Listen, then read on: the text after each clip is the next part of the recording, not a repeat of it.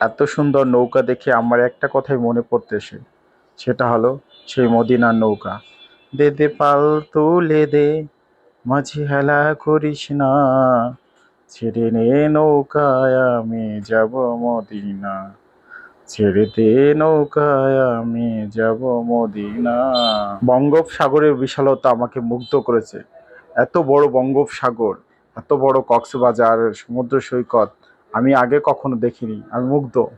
অক্সিজেনযুক্ত বাতাস। কক্সবাজার আসলে একটা জিনিস আমার সবচেয়ে ভালো লাগে, সেটা হলো আমি বুক ভরে, মন ভরে এই সমুদ্রের বাতাস নিতে পারি। এটা আমার মন অনেকটাই চাঙ্গা হয়ে যায়। আশা করি আপনাদেরও মন অনেক চাঙ্গা হবে সমুদ্রের পাড়ে আসলে, এবং মনের বিশালতা অনেক বেড়ে যায়। আপনি যখন সমুদ্রের তট দিয়ে হাঁটবেন, দেখবেন আপনার ভিতরে অতীতের ফিলিংস, অতীতের দুঃখ কষ্ট সব ভুলে যাবেন। অনেক সময় আপনারা দেখতে পান ডাক্তাররা বলে যে আবহাওয়া চেঞ্জ করেন, জায়গা চেঞ্জ করেন।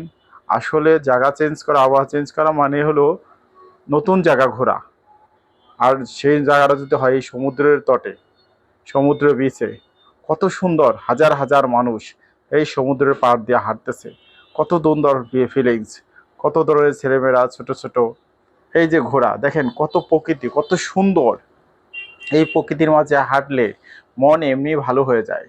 সমুদ্রের বিশালতার মতো আমাদের মনও বিশাল হয়ে যায়।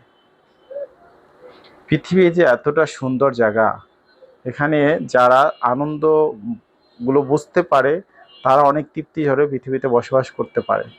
আসলে পৃথিবীর মতো শান্তিপূর্ণ জায়গা আর আছে কি না আমি কখনো দেখিনি এবং জানিও না। তার মধ্যে আমাদের কক্সবাজার অন্যতম।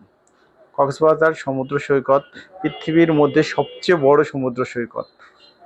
এখানে কয়েকটাই বিচ আছে। আমি এই যে সুগন্ধা আছে, হ্যাঁ, ইউনানি বিচ আছে, কলাতলি বিচ আছে, এছাড়া আছে ওই যে সেনাবাহিনীর বিচ আছে, হ্যাঁ, টেকনাফের ওখানে বিচ আছে। অনেক সুন্দর জায়গা, সবাই আসবেন।